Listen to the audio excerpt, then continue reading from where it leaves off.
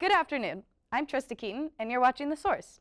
We have a student opinion survey this week on DePauw students' thoughts to last week's DePauw newspaper. On April 9, 2023, the DePauw published an article about worker equity on campus and how the administration has mistreated the beloved staff of DePauw.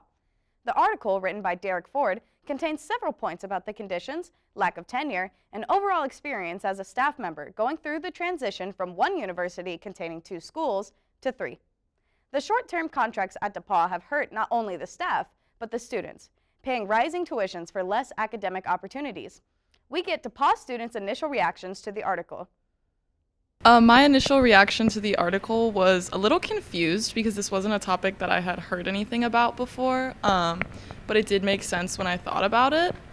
I don't think this is something that a lot of students are aware of because we don't really think about our faculty maybe not being permanent when we're in their classes. I'm not quite sure how we could circulate more information about this because it's not something that a lot of people know a lot about, but I think just this in general and being able to put information out there with the article was super helpful.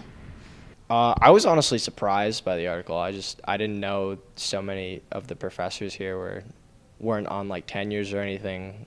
And, that I have noticed, my econ professor my freshman year taught for like a year and then she was gone. Mm-hmm. And I was just like, okay. Yeah. I don't really like how they're handling it, honestly. And I'm a little disappointed to see that the school isn't really handling it like they should. I actually didn't know about it till you sent it to me. Yeah. So, I think we should definitely do more to make people aware of that. Yeah.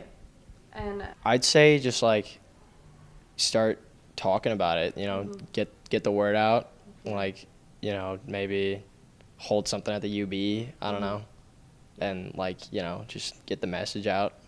Now move into our weekly War Room segment with PAC student and researcher Jake Wood. Thanks, Trista.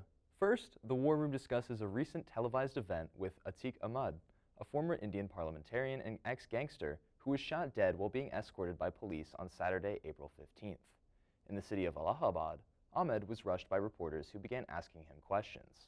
Some of the reporters in the crowd were actually gunmen, who minutes later shot and killed Ahmed in full view of the media. The gunmen immediately surrendered to the police, who were escorting the politician. After the killing, the gunmen chanted Jai Shri Ram, which is a Hindu phrase venerating the deity Rama.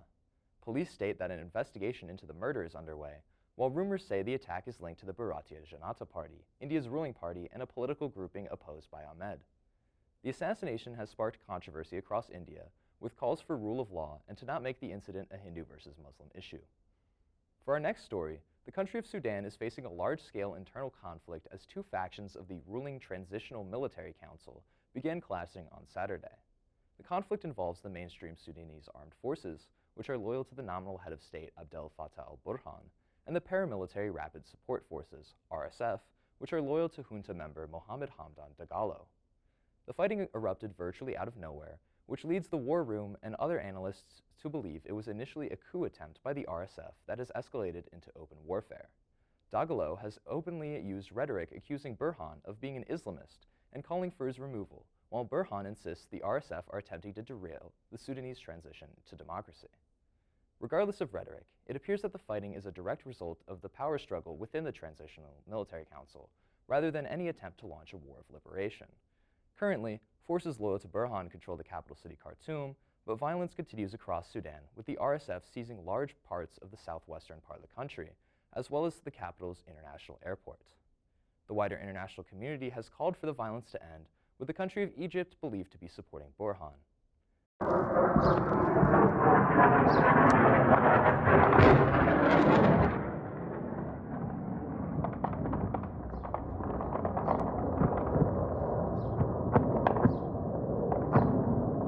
That's all we have for the War Room today. Please be sure to follow The Source on Instagram and subscribe to our YouTube channel at D3TV to stay updated on the real news.